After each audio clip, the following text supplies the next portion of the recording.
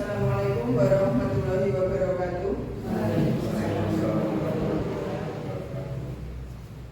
Innal hamdalillah nahmaduhu wa nasta'inuhu wa nastaghfiruh wa na'udzu billahi min shururi anfusina wa min sayyiati a'malina may yahdihillahu fala mudilla lahu wa may yudlil fala hadiya lahu. Asyhadu an la ilaha illallah wa asyhadu anna Muhammadan rasulullah. Yang saya hormati Bapak dan Ibu Guru SD 1, awalan adalah kita memanjatkan puji syukur kehadirat Allah Subhanahu wa taala atas bahwasanya pada kesempatan ini kita dapat berkumpul di ruangan ini dalam acara diseminasi modul budaya positif dalam pendidikan guru penggerak. Salawat serta salam senantiasa kita sanjungkan kepada Baginda Agung Nabi Muhammad sallallahu alaihi wasallam yang kita nantikan syafaatnya baik di dunia maupun di akhirat. Bapak dan Ibu semuanya, izinkan saya untuk membagikan sedikit informasi tentang apa yang telah kami pelajari kemarin di modul 1.4, yaitu tentang budaya positif. Saya berdiri di sini itu bukan berarti terus lebih pinter itu boten, karena yang namanya pinter itu sakjane nggih karena taunya lebih. Nah, maka dari itu karena saya kemarin telah diberi kesempatan untuk belajar, dan hari ini tugas saya adalah menularkan apa yang telah kami pelajari selama di modul kemarin. Pada kesempatan ini yang kita akan pelajari adalah tentang budaya positif. Konsep inti dari budaya positif bisa dibaca nih. Yang akan kita pelajari di hari ini ada berapa kotak ya? 8. Yang pertama dari perubahan paradigma belajar, kemudian dilanjutkan disiplin positif, kemudian nilai-nilai kebajikan, kebutuhan dasar manusia, motivasi perilaku manusia, posisi kontrol guru, kemudian keyakinan kelas, dan yang terakhir adalah segitiga restitusi. Ini semua nanti akan kita kupas, kita belajar bersama-sama. Dimulai dari yang pertama adalah pertanyaan pemantik. Ini ada 3 pertanyaan, nanti dijawab setuju atau tidak setuju. Yang pertama, hukuman dapat mendisiplinkan anak, setuju atau tidak setuju? Setuju. Kemudian yang kedua, pemberian hukuman dengan hal positif seperti membaca atau membersihkan halaman meningkatkan disiplin anak, setuju? Setuju. Kemudian yang ketiga, memberi penghargaan dapat meningkatkan motivasi anak, setuju. Jadi dari ketiga jawaban ini Bapak Ibu semuanya menjawab setuju. Nah, nanti setelah kita belajar, kita kupas 8 kotak tadi, Bapak Ibu bisa menyimpulkan pertanyaan pemantik ini sebenarnya jawabannya apa. Di sini saya tidak akan mereview bahwa jawaban panjenengan sudah benar atau belum benar, tidak. Nanti di akhir sesi ini panjenengan bisa merefleksi, oh tadi pertanyaan di sesi awal tadi jawabannya setuju atau tidak setuju, nanti jenengan paham sendiri. Baik, selanjutnya kotakan yang pertama tadi adalah pembelajaran dengan paradigma baru. Seperti yang kita ketahui, kita sekarang berada di kurikulum baru, kurikulum merdeka, yang mana berbeda jauh dengan kurikulum 2013. Yang digaungkan adalah merdeka belajar, bahwa di pembelajaran dengan paradigma baru ini adalah pembelajaran yang dirancang berdasarkan prinsip pembelajaran berdiferensiasi, sehingga para siswa belajar sesuai kebutuhannya berdasarkan tahap perkembangan sesuai teori psikologi untuk mewujudkan profil pelajar Pancasila. Di paragraf ini ada kata kunci, yaitu pembelajaran berdiferensiasi. Mungkin Bapak Ibu semuanya akhir-akhir ini mendengar kalimat itu. Pembelajaran berdiferensiasi itu adalah, diferen itu artinya berbeda. Jadi di dalam kelas itu mestinya ada perbedaan siswa baik dari minat, dari gaya belajar maupun dari keterampilan yang lain. Maka pembelajaran dengan paradigma baru adalah mengangkat ini pembelajaran berdiferensiasi. Untuk materi pembelajaran berdiferensiasi nanti kita kupas di momen selanjutnya. Sekarang kita fokus di budaya positif. Tetapi budaya positif ini ada kaitannya dengan pembelajaran berdiferensiasi. Kemudian selanjutnya pembelajaran dengan paradigma baru ini ada juga satu istilah yaitu profil pelajar Pancasila. Ada berapa profil pelajar Pancasila? Pokoknya kok aku nih, kita nyanyi dulu lagu dari profil pelajar Pancasila. Biasanya setiap pagi orang yang menyanyikan anak-anaknya sekarang dulunya juga. 1, 2, 3. Pelajar Pancasila beriman dan bertakwa pada Tuhan Yang Esa, yang berakhlak mulia, berkebinekaan global, gotong royong mandiri, reaktif dan bernalar kritis. Terima kasih. Ini adalah profil pelajar Pancasila, ada 6. Kemudian yang selanjutnya adalah disiplin positif.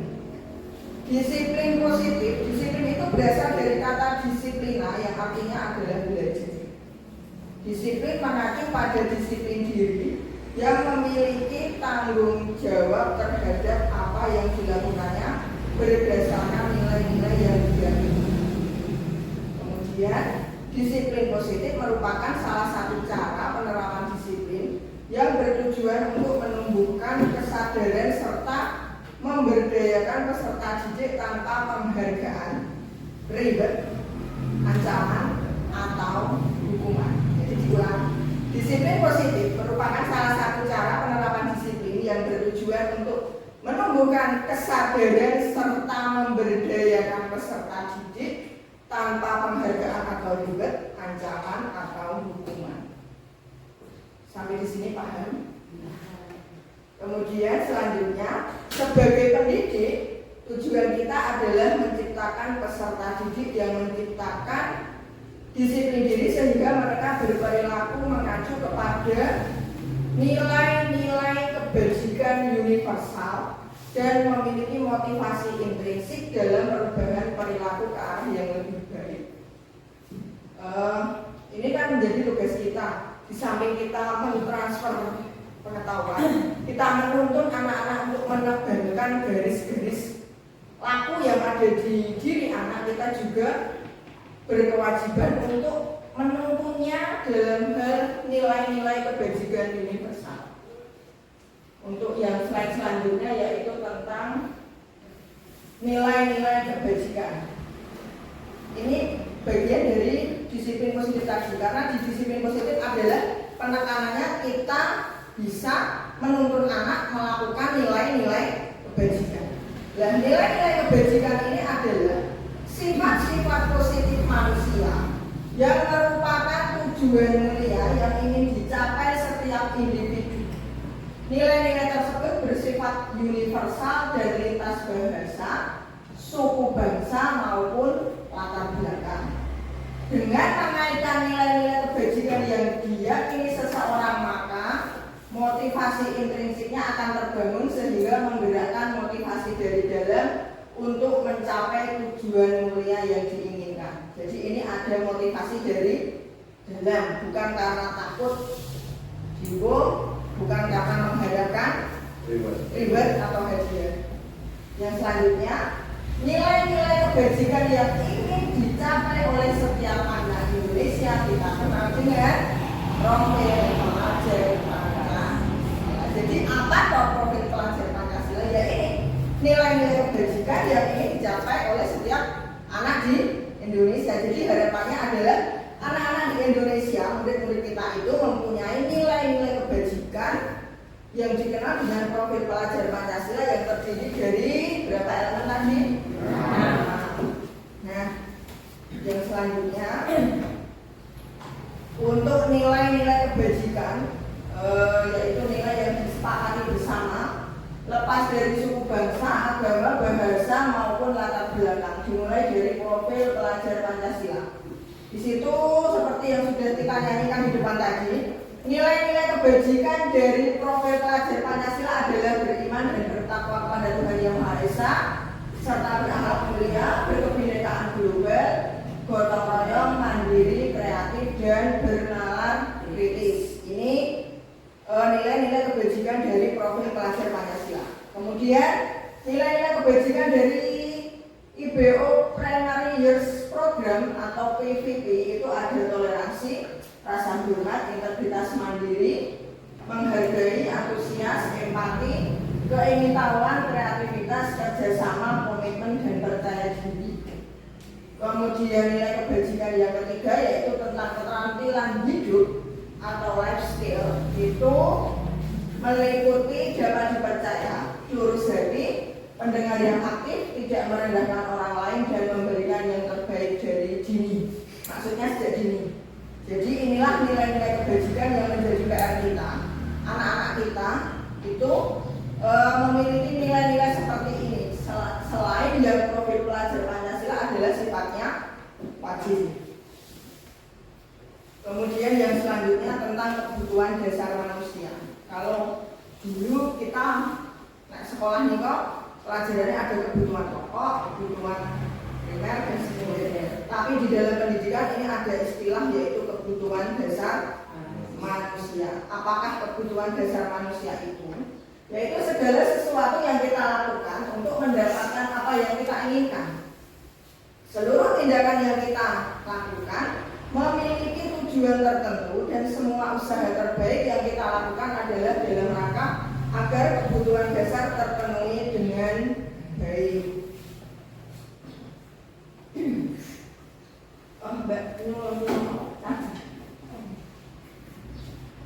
Selanjutnya, ini ya, kebutuhan dasar manusia itu ada 5.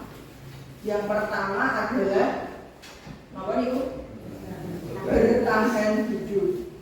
Ini ada makanan, pakaian, tempat tinggal, keamanan, dan kesehatan. Ini adalah kebutuhan dasar manusia yang pertama, wajib dipenuhi untuk bertahan hidup. Jadi kalau kita jam 12 kok sudah perutnya ada sinyal, berarti kebutuhan bertahan hidup ini yang harus segera dipenuhi.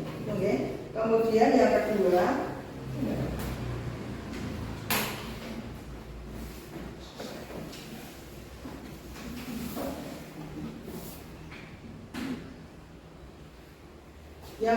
adalah kebutuhan kasih sayang dan rasa diterima.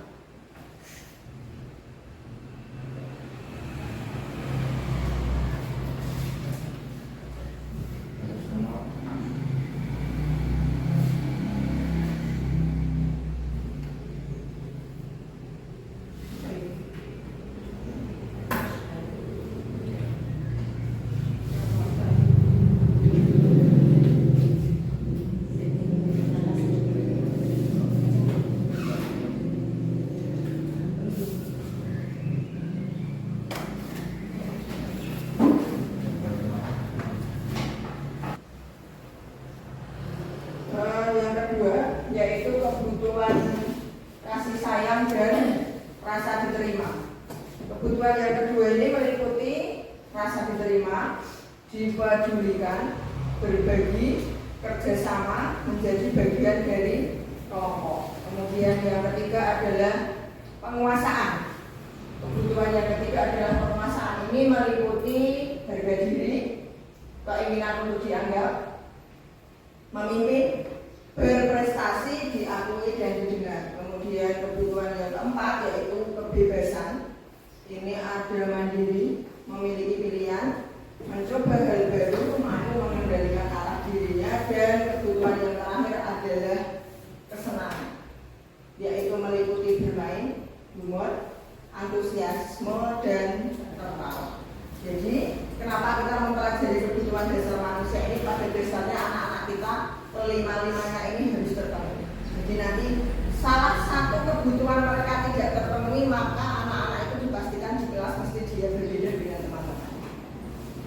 Kemudian selanjutnya tentang teori motivasi perilaku manusia. Ini teori kenapa kita melakukan sesuatu. Ada dua motivasi. Yang pertama adalah motivasi ekstrinsik.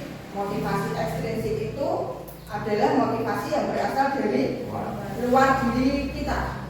Yang pertama adalah untuk menghindari ketidaknyamanan atau hukuman. Contoh, diberikan tugas anak-anak lenggara pedunik disenangi gurune. Berarti ini adalah motivasi ekstrinsik. Kemudian yang kedua, untuk mendapatkan imbalan atau penghargaan dari orang lain. Ayo anak-anak, siapa yang dapat menjawab nanti Bu Guru kasih hadiah, maka dia akan rebutan menjawab. Anak-anak dalam menjawab ini ada motivasi, yaitu motivasi berupa motivasi ekstrinsik, yaitu motivasi yang ada di luar dirinya. Kemudian motivasi yang kedua adalah motivasi intrinsik. Intrinsik itu adalah berasal dari diri siswa sendiri untuk menjadi orang yang mereka inginkan dan menghargai diri sendiri dengan nilai-nilai yang mereka percaya. Dia melakukan sesuatu itu atas kemauannya sendiri, atas hati nuraninya sendiri, bukan semata-mata mengharapkan penghargaan atau takut kena hukuman. Kemudian ini ada teori bahwa penghargaan itu berlaku sama dengan hukuman.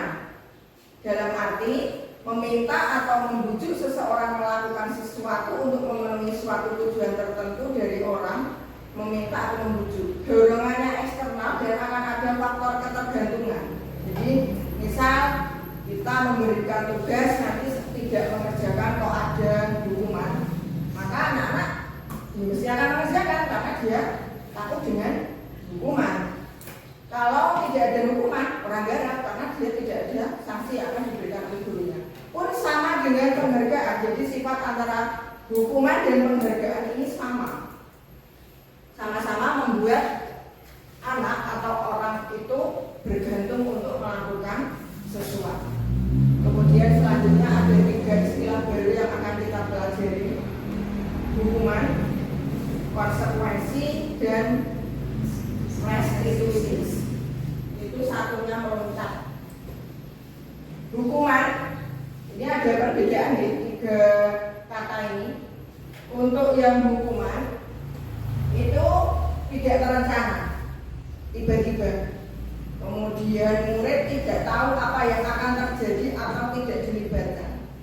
Dan yang berikutnya bersifat satu arah, maksudnya dari yang memberi hukuman, dan berupaya hukuman itu berupa fisik atau psikis.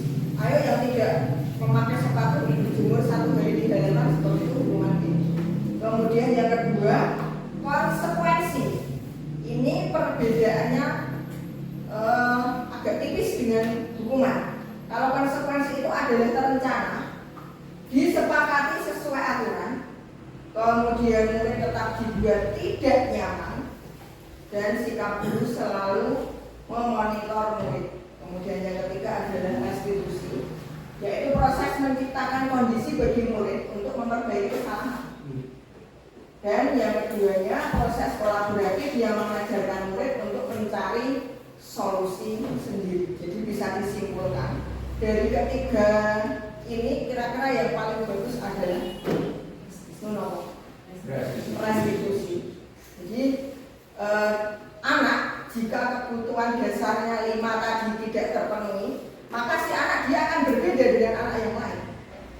Mesti dia ada pelanggaran-pelanggaran. Nah, dalam hal menangani anak-anak yang berbeda itu, kita sebagai pendidik diharapkan tidak berfokus kepada hukuman maupun konsekuensi, tetapi melalui restitusi. Paham ya sampai sini? Nah, di sini ada pertanyaan, bisa dibaca belum? Udah tak bacakan ya. Di sini ada tindakan guru, nanti jenengan menyebutkan ini termasuk hukuman atau konsekuensi. Jadi perbedaannya tadi dipelajari dulu. Kalau hukuman itu tidak terencana, tiba-tiba murid tidak tahu apa yang akan terjadi. Kemudian kalau konsekuensi terencana, disepakati sesuai aturan, murid tetap juga tidak nyaman. Ini ya, bisa membedakan di tulisan ini. Kemudian nomor 1, mencatat 100 kali di dalam buku kalimat saya tidak akan terlambat lagi karena terlambat ke sekolah. Jadi ini dia terlambatnya ke sekolah, datangnya ke sekolah terlambat, maka sama gurunya disuruh menulis kalimat saya tidak akan terlambat lagi sebanyak 100 kali. Kira-kira ini termasuk hukuman atau konsekuensi? Hukuman atau konsekuensi? Hukuman. Karena disuruh. Ya. Ini loh perbedaannya tadi. Satu arah, kan mesti bocah tak gelem. Ya toh? Ini loh bersifat satu arah dan berupaya hukuman fisik atau psikis.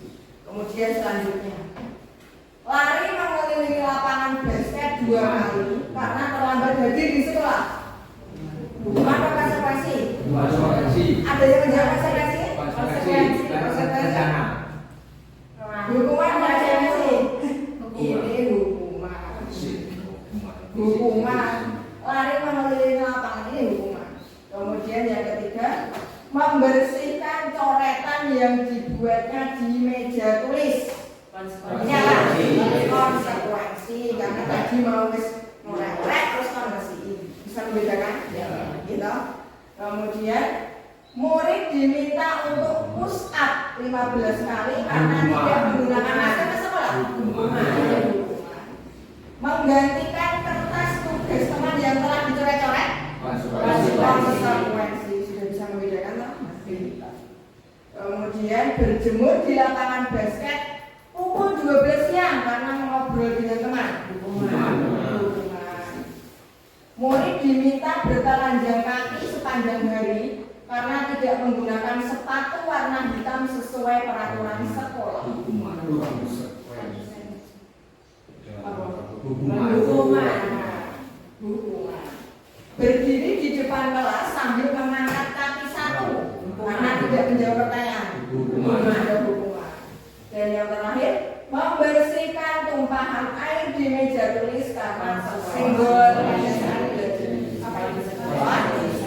bisa membedakan ya?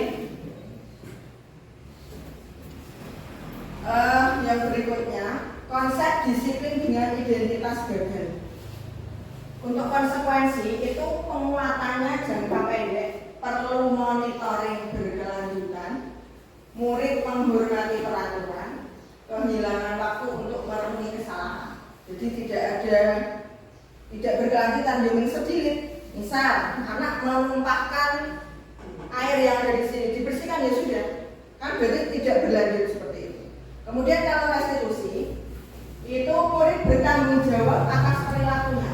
Kemudian fokus pada pemecahan masalah daerahnya, murid menghormati dirinya dan orang lain, dan ada teori kontrol, yaitu dirinya memegang kontrol. Serta yang terakhir adalah murid bersemangat memperbaiki kesalahan. Nih, sekarang kita ke restitusi. Tadi jenengan sudah bisa membedakan antara hukuman dan konsekuensi. Tapi dari ketiganya antara hukuman, konsekuensi, dan restitusi adalah yang paling baik itu restitusi. Apa toh restitusi itu? Restitusi adalah proses menciptakan kondisi bagi murid untuk memperbaiki kesalahan mereka, sehingga mereka bisa kembali kepada kelompok mereka dengan karakter yang lebih kuat. Ciri-cirinya, 1, bukan untuk menebus kesalahan, namun untuk belajar dari kesalahan. Kemudian ciri yang kedua, memperbaiki hukuman, tawaran bukan paksaan. Ini tawaran di restitusi ini. Kemudian menuntut untuk melihat ke dalam diri, fokus pada solusi. Dan yang terakhir adalah mengembalikan murid yang berbuat salah pada kelompoknya. Ini restitusi. Jadi tahapannya kalau restitusi itu tidak bisa saat itu juga. Misal anak terlambat sekolah, tidak yang daripada hukuman dan konsekuensi. Kemudian ini adalah posisi kontrol. Posisi kontrol ini akan kita pegang bila mana kita akan melakukan sebuah restitusi. Ini adalah posisi kontrol guru, di mana ada lima posisi kontrol. Yang pertama adalah penghukum, kemudian yang kedua teman, dan yang ketiga pembuat merasa bersalah, yang keempat pemantau, dan yang terakhir adalah manajer. Kita belajar satu-satu. Posisi kontrol guru ada 4 tadi, ada 5.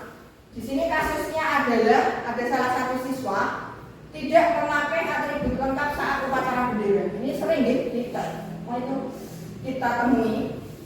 Kalau posisi kontrol guru dia sebagai penghukum, maka yang dilakukan guru tersebut adalah anak disuruh berdiri di barisan depan atau di barisan sendiri. Itu berarti guru posisi kontrolnya sebagai penghukum. Kemudian kalau dia posisinya sebagai pembuat rasa bersalah, ada komunikasi. Berapa kali bu guru harus memberitahu kamu? Bu guru kecewa sama kamu. Ini dia sebagai pembuat rasa bersalah. Kemudian posisi yang ketiga adalah posisi teman. Itu kita ajak anak kita, siswa kita kita melakukan seperti teman. Ayolah guru bangga, kali ini tidak apa-apa, besok jangan diulangi lagi. Kan sudah berbeda antara tadi yang dihukum, dijak ngobrol dengan yang kemudian yang keempat adalah pemantau. Kamu sudah melanggar, apa peraturan dan konsekuensinya? Ini ditanyakan kembali ke anak. Berarti dia sebagai guru itu sebagai pemantau. Kemudian yang terakhir, posisi kontrol yang terakhir adalah sebagai manajer. Untuk kasus yang sama, kalau guru sebagai manajer itu dia akan bertanya begini, apakah kamu tahu kesalahanmu apa? Jadi ditanya dulu, kira-kira apa yang akan kamu lakukan untuk memperbaiki kesalahan ini? Beda nih dari 5 posisi kontrol tadi. Kalau dulu saat saya sekolah, guru itu sebagai posisi kontrol penghukum, tidak mengerjakan PR prof dikutuk itu, jadi dia penghukum. Kalau sekarang di kurikulum merdeka posisi kontrol ada 5 ini. Dan yang paling bagus menurut jenengan adalah yang mana? Dari penghukum, kemudian pembuat rasa bersalah, teman, pemantau, dan manajer. Yang paling posisi yang paling bagus untuk kita lakukan sebagai guru jika ada anak yang melakukan kesalahan adalah sebagai manajer. Kita tanya dulu, kesalahanmu apa, kamu tahu ya? Dia biar merefleksi dulu. Jangan kamu kok nggak pakai sepatu hitam. Mereka sudah dijudge bahwa itu salahnya. Tapi kalau kita ajak diskusi, dia takoni dulu salahmu ke opo. Seperti itu berarti kita sudah sebagai kontrol, sebagai manajer. Nah, di sini kalau gurunya bilang seperti itu, saya kecewa sekali dengan kamu. Berarti guru itu posisi kontrolnya sebagai apa? Sebagai apa? Saya kecewa sekali dengan kamu. Oh, ada 5 tadi tak? Apa? Hukuman, pembuat rasa bersalah. Pembuat rasa bersalah. Jadi sudah paham. Kemudian masih ada lagi. Kamu tidak pernah benar melakukannya. Berarti dia sebagai apa? Guru itu posisi kontrolnya sebagai hukuman, teman, pembuat rasa bersalah, pemantau, manajer. Apa? Pemantau, pembuat rasa bersalah. Ada lagi? Kamu tidak pernah benar melakukannya. Menolak saja. Nah, ini kan penghukum. Kan dia wajib anggap salah. Ya, kamu tidak pernah benar dalam melakukannya. Terus masih ada lagi. Apakah kamu mau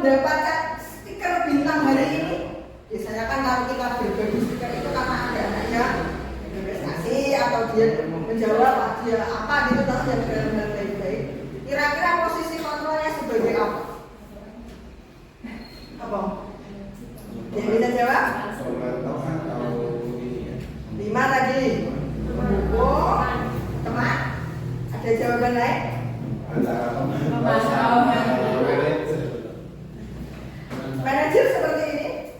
Apakah kamu mau mendapatkan stiker bintang hari ini? Pemantau. Memantau. Nah, sekarang selanjutnya adalah keyakinan kelas. Ini saya yakin Bapak dan Ibu guru semua di awal tahun ajaran kemarin semuanya sudah membuat keyakinan kelas masing-masing. Terus ini ada pertanyaan. Mengapa kok namanya keyakinan kelas bukan peraturan kelas? Ada yang bisa menjawab? Tidak. Pernah nggak jenengan terbersih? Kok jenengnya keyakinan kelas bukan peraturan kelas? Ya. Kenapa kok namanya keyakinan kelas bukan peraturan kelas? Karena yang membuat siswa sendiri sehingga dia yakin bahwa itu peraturan yang akan di. Karena yang membuat siswa sendiri sehingga dia yakin Ya, dia yang apa itu menepati. Ada jawaban lain?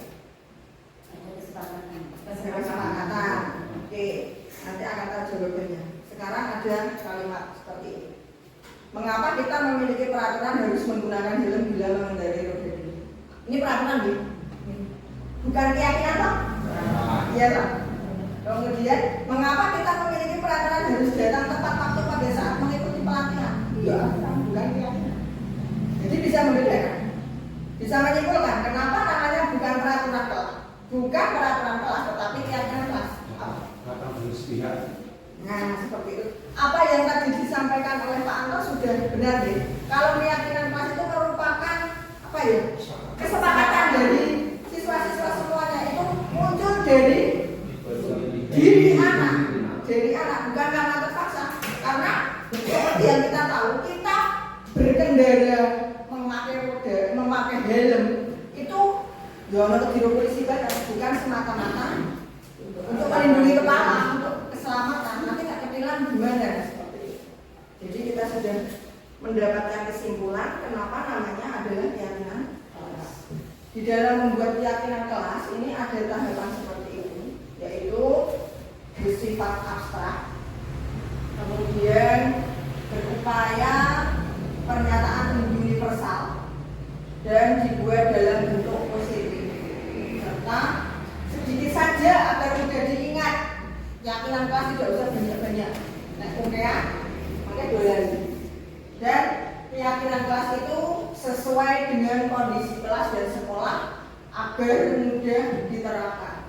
Dan yang terakhir, keyakinan kelas ini berlaku untuk seluruh warga kelas atau seluruh warga sekolah. Di sini ada yang ingin saya sampaikan. Kemarin di tahap pembuatan keyakinan kelas yang telah Bapak Ibu lakukan, itu langkah yang pertama adalah siapa yang masih ingat? Panjenengan apa yang dilakukan pertama kali adalah apa? Sosialisasi dulu kepada siswa. Apa toh keyakinan kelas itu? Gunanya untuk apa? Fungsinya untuk apa? Kita lakukan sosialisasi dulu. Setelah dilakukan sosialisasi, kemudian apa yang dilakukan? Menulis apa yang mau diutarakan. Anak menulis apa yang diinginkan. Situasi kelas seperti apa yang diinginkan oleh anak. Oke, baik.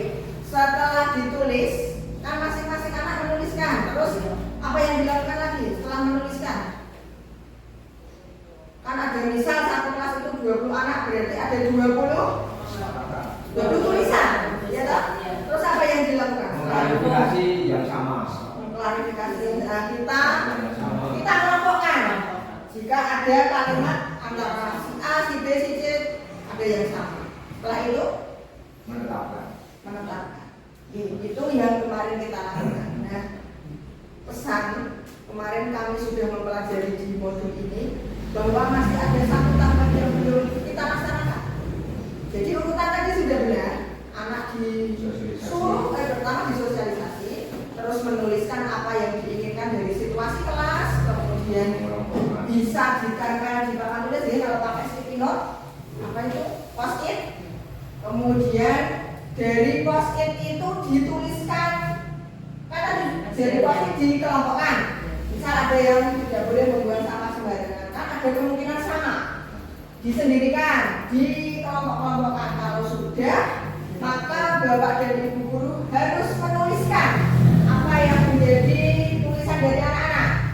Setelah dituliskan, dicermati apakah sudah menggunakan kalimat positif atau belum. Di poin ketiga, contoh, tidak membuang sampah sembarangan. Itu kalimat positif atau negatif? Negatif. Jadi dirubah. Kalau membuang sampah begitu. Jadi di dalam keyakinan kelas tidak ada kalimat negatif. Paham ya? Dan satu lagi harus mengandung nilai-nilai kebajikan seperti tadi yang sudah kita pelajari. Kalau tidak membuang sampah sembarangan berarti nilai kebajikannya nol.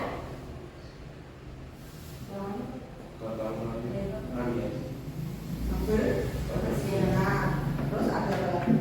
Jadi nanti tahapannya adalah setelah dikelompokkan kemudian ditulis.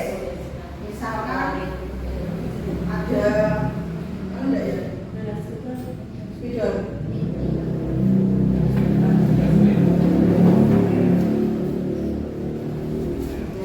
Contoh, selain membuang sampah apa?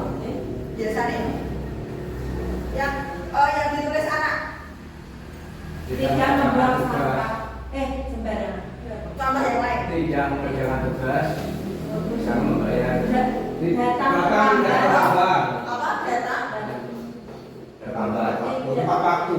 Ini kita contohkan kalimatnya apa? Tidak terlambat. Oh tidak terlambat datang ke sekolah gitu ya. Ini kan tadi sudah di positif, kemudian ditulis poin 1 contoh tidak terlambat datang. Ini kita ubah dulu ke positif menjadi datang tepat waktu. Nah, datang tepat waktu ini nilai kebajikannya nopo? Disiplin. Seperti ini. Paham? Jadi besok di apa? Ya. Revisi. Enggak kan kesepakatan karena kita ya di tahun depan tahun ajaran baru kan kita juga awal pembelajaran tetap harus membuat keyakinan kelas. Kenapa harus membuat keyakinan kelas? Agar anak-anak dalam melakukan sesuatu tadi muncul dari motivasi intrinsik tadi gitu. Nah, maka yang besok harus panjenengan lakukan langkah-langkahnya seperti ini tadi. Sudah baik kemarin, saya pun ini itu modelnya ya seperti itu, tapi karena kemarin ada materi ini ternyata masih satu step yang belum kita laksanakan. Besok kita sempurnakan di tahun ajaran besok. Kemudian yang selanjutnya adalah segitiga restitusi. Ini dari tadi hukuman, konsekuensi, kemudian restitusi. Kenapa namanya segitiga restitusi? Ini adalah segitiga itu sisinya berapa? 3. Jadi ada 3 langkah yang harus kita lakukan. Segitiga restitusi merupakan sebuah strategi yang dapat dilakukan sebagai proses menciptakan kondisi menuntun murid untuk memperbaiki kesalahan-kesalahan yang mereka lakukan. Di kelas mestinya meskipun ada keyakinan kelas tetap ada yang tidak melaksanakan. Nah, maka kewajiban dari guru jika ada anak yang tidak mematuhi dari keyakinan kelas adalah mengingatkan, dan kalau sudah di tahap yang lebih serius berarti dia juga harus menerapkan yang namanya segitiga restitusi. Dinamakan segitiga restitusi itu karena segitiga ada 3 sisi. Yang pertama adalah menstabilkan identitas. Kemudian yang kedua validasi tindakan yang salah. Yang ketiga menanyakan keyakinan. Nah, ini kuncinya adalah panjenengan di kelas sudah mempunyai keyakinan kelas. Kalau tidak mempunyai keyakinan kelas, kita repot mau melakukan segitiga restitusi ini. Jadi jangan besok di tahun ajaran baru bisa ngengen kira-kira kalimat yang belum dimunculkan oleh anak itu apa? Kewajiban jenengan adalah menggali bagaimana anak itu bisa memunculkan kalimat-kalimat yang agar situasi kelas itu lebih baik dan menyenangkan. Langkah yang pertama adalah menstabilkan identitas. Ini berdasarkan prinsip membuat kesalahan adalah bagian dari proses pembelajaran. Yang namanya salah itu kan manusiawi, seperti itu loh. Kita manusia juga tidak sempurna. Itu merupakan menstabilkan identitas. Di sini ada kata-kata seperti yang ada di kotakan putih itu. Jika kita melakukan segitiga restitusi, langkah pertama adalah menstabilkan identitas.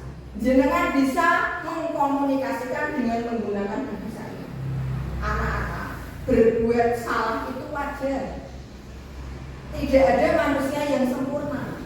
Bapak Ibu guru juga pernah melakukan itu. Kemudian Bapak Ibu tidak mau mencari siapa yang salah, tetapi Bapak Ibu ingin mencari solusi dari permasalahan ini. Kamu berhak merasa begitu. Ini adalah contoh menstabilkan identitas. Jadi kalau anak yang terlambat jangan dimarahi, tapi Bu Guru juga kadang terlambat kok. Seperti itu. Berarti kan itu namanya menstabilkan identitas. Kemudian langkah yang kedua, validasi tindakan yang salah. Berdasarkan prinsip setiap perilaku berupaya memenuhi suatu kebutuhan tertentu. Kalimat yang bisa digunakan untuk melakukan langkah yang kedua ini adalah kamu punya alasan mengapa kamu melakukan itu. Kenapa kamu terlambat tadi? Alasanmu apa kamu terlambat seperti itu? Padahal kamu bisa melakukan lebih buruk dari ini loh. Kamu patut bangga karena telah melindungi sesuatu yang penting buatmu. Kamu melakukan karena mempertahankan sesuatu yang penting bagimu. Ini adalah langkah yang kedua, yaitu validasi tindakan yang salah. Kemudian yang ketiga, menanyakan keyakinan berdasarkan prinsip teori kontrol bahwa pada dasarnya kita termotivasi secara intrinsik tadi. Kalimat yang bisa kita lontarkan kepada anak-anak adalah satu, apakah keyakinan kita? Kemudian kalau kamu terlambat ke sekolah, apakah sudah sesuai dengan keyakinan kelas yang kita buat? Itu pertanyaan untuk menanyakan keyakinan. Kemudian seperti apa gambaran sebuah kelas yang menurut kamu? Itu juga merupakan menanyakan keyakinan. Saya ada video kemarin saya melakukan segitiga restitusi. Ini nanti bisa di besan ini.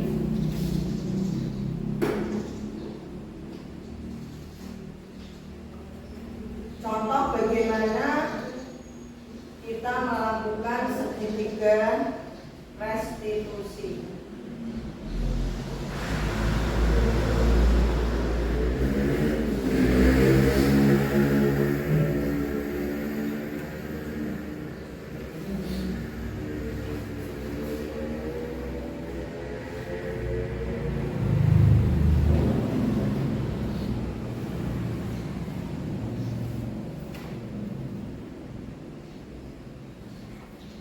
Nah, ini saat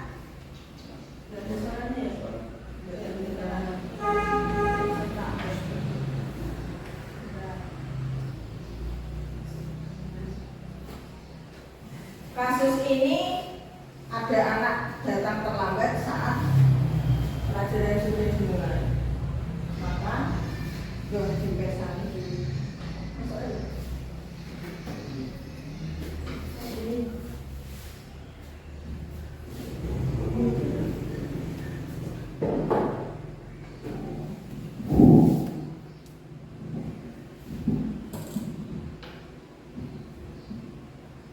tidak masuk.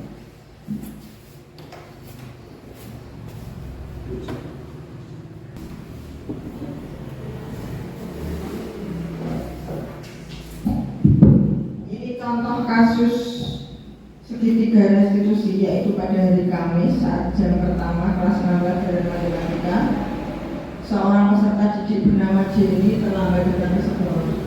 Jenny terlambat datang ke sekolah dan terlambat belajar matematika. Maka silakan di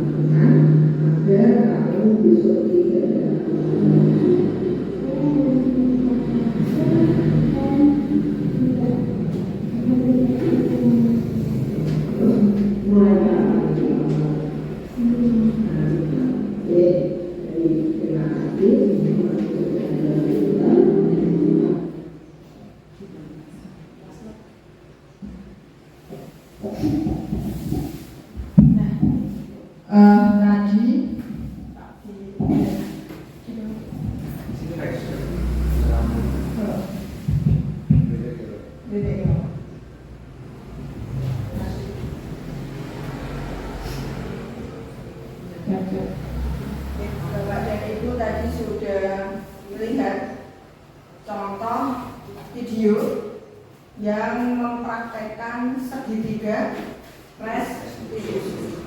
Tidak bisa kita dalam waktu itu kita melakukan segitiga restitusi. Yang namanya segitiga restitusi seperti yang tadi itu ada tiga. Yang pertama adalah menstabilkan identitas, kemudian yang kedua validasi tindakan yang salah, dan yang ketiga adalah menanyakan keyakinan. Yang namanya tiga ini tidak boleh hilang salah satu.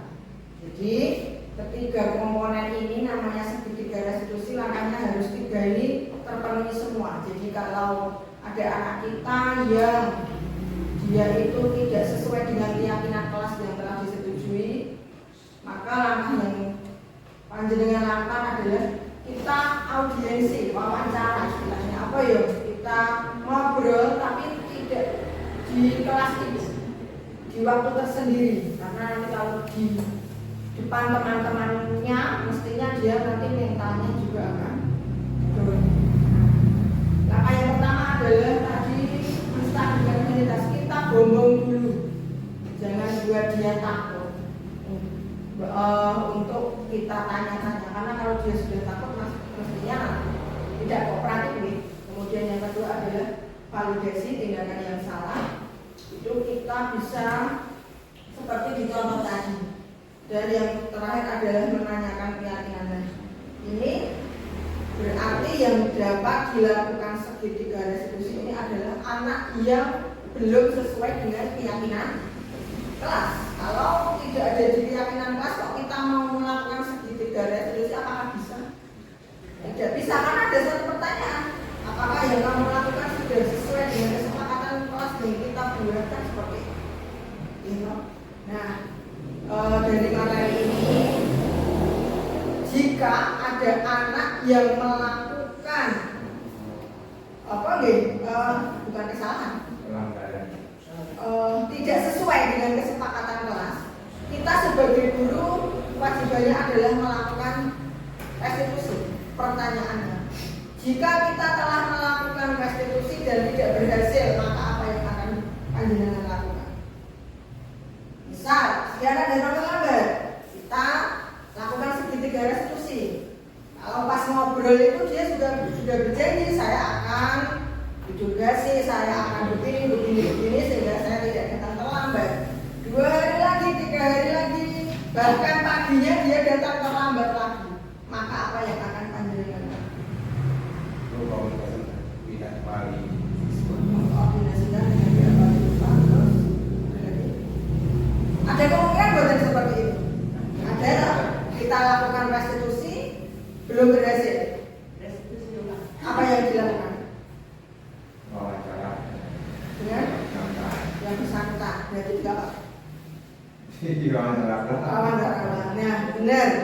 Yang namanya anak seperti tadi yang butuh treatment, itu kita lakukan restitusi, kok belum berhasil, maka kita restitusi ulang lagi sampai anak itu benar-benar keluar dari dirinya, motivasi intrinsiknya tadi.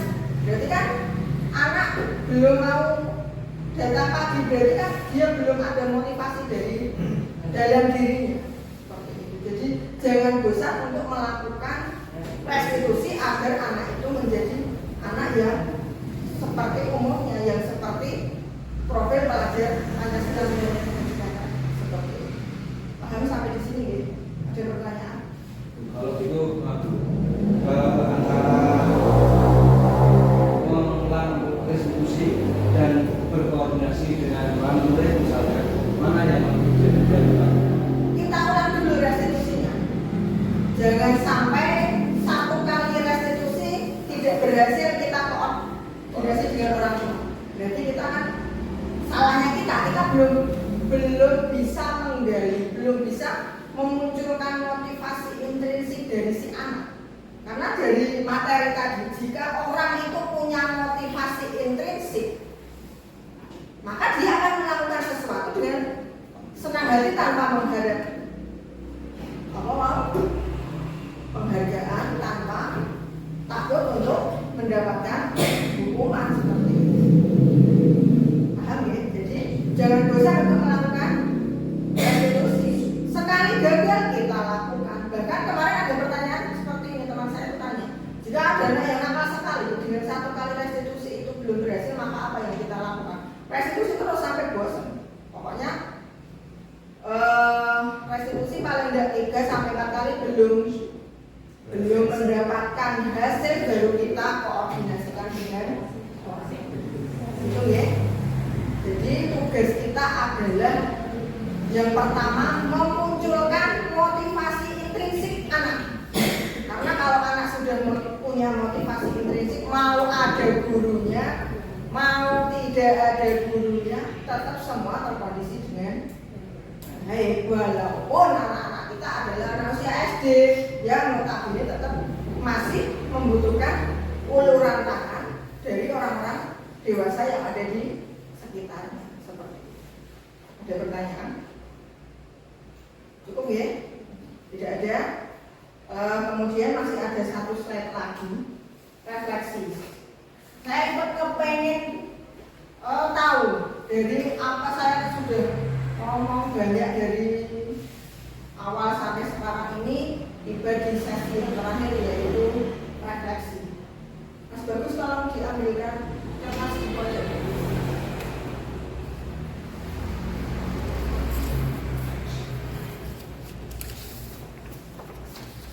Silakan ini kertas panjenengan tuliskan. Ada 4 pertanyaan. Nanti masing-masing menuliskan di kertas ini. Ini tidak ada jawaban benar dan salah, tapi tuliskan apa yang telah panjenengan dapatkan, panjenengan rasakan setelah mengikuti diseminasi budaya positif ini.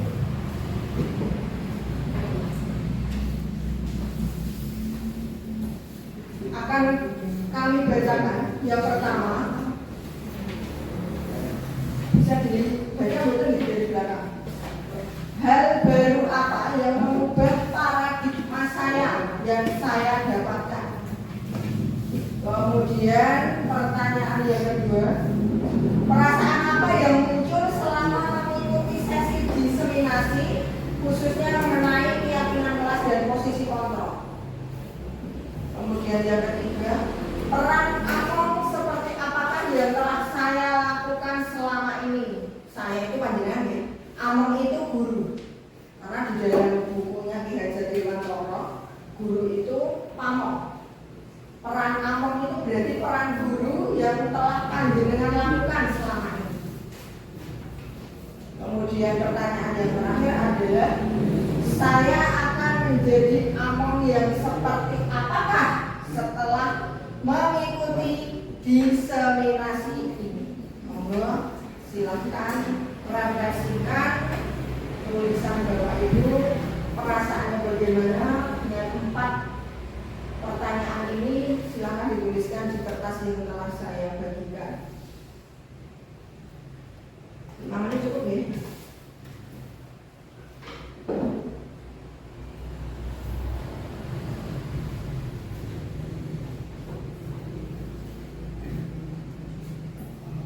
Saya bacakan ulang. Hal baru apa yang mengubah paradigma saya yang saya dapatkan? Tadi ada paradigma baru, perubahan paradigma baru. Kemudian perasaan apa yang muncul selama mengikuti sesi diseminasi, khususnya mengenai keyakinan kelas dan posisi kontrol. Kemudian yang ketiga, peran Among seperti apakah yang telah saya lakukan selama ini? Dan yang terakhir, saya akan menjadi Among yang seperti apakah setelah mengikuti diseminasi ini?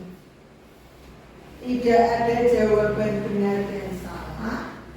Silahkan panjenengan tuliskan sesuai dengan yang panjenengan rasakan.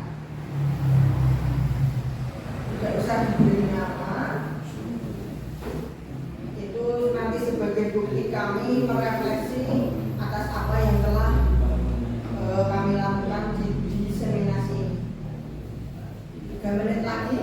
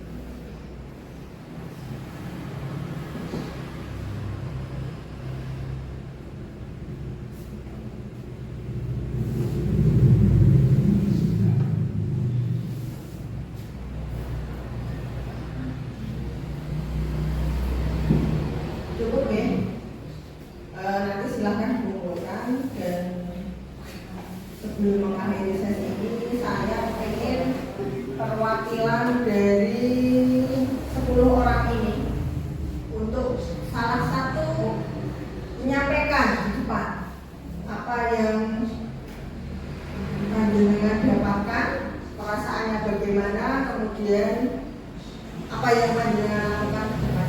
Monggo, satu saja saya ingin perwakilan. Mau siapa? Sukarelawan, sukarelawati.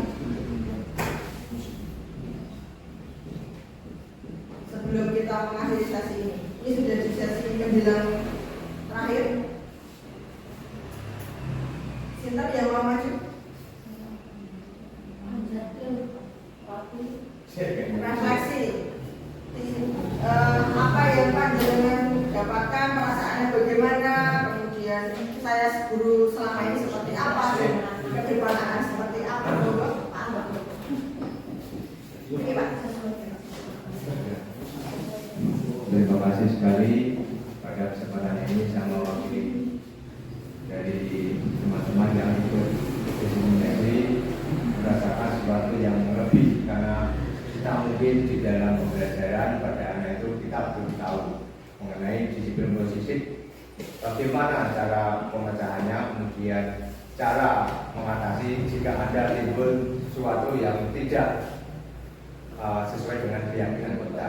Maka kita sangat menarik sekali tadi ya, kita mengambil ilmu sangat banyak sekali mengenai bagaimana pemecahannya sampai apa yang perlu kita lakukan sehingga kita bisa menjadikan omong atau guru yang bermanfaat bagi institusi pendidikan ini, baik untuk siswa maupun nanti orang tua kedepannya menjadikan kita sebagai profil pelajar Pancasila yang baik yang diizinkan oleh negara. Mungkin dari itu dari saya. Perasaannya Pak?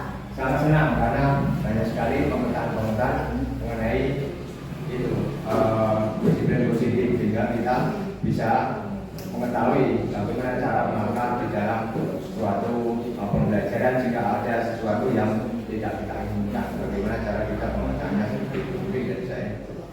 Satu lagi, pertanyaan terakhir. Saya akan menjadi among yang seperti apa setelah mengikuti diseminasi? Among seperti yang Kiai Dewontoro semboyankan. Madya Mangsat, Ngarsa Sunggurodo, Madya Manungkarsa Tuturi Handayani. Jadi kita sebagai pamong itulah semboyan dari Kiai Dewontoro yang sangat bagus menurut dari saya seperti itu. Terima kasih. Baik Bapak Ibu, slide terakhir sudah muncul tulisan thank you. Terima kasih atas perhatian dan kerjasamanya selama dari awal tadi saya menyampaikan sedikit oleh-oleh hasil belajar kami di modul 1.4 yaitu modul budaya positif. Semoga apa yang sedikit saya sampaikan tadi bermanfaat untuk kita, untuk anak-anak dan untuk sekolahan, terutama untuk negara kita tercinta. Dan apabila saya dalam menyampaikan tadi banyak sekali kekurangan, karena di sini pun saya juga masih belajar nih, belum pintar, belum mahir, mestinya banyak kekurangan dalam menyampaikan, maka saya mohon maaf yang sebesar-besarnya dan mari kita akhiri kegiatan ini dengan bacaan tahmid bersama-sama.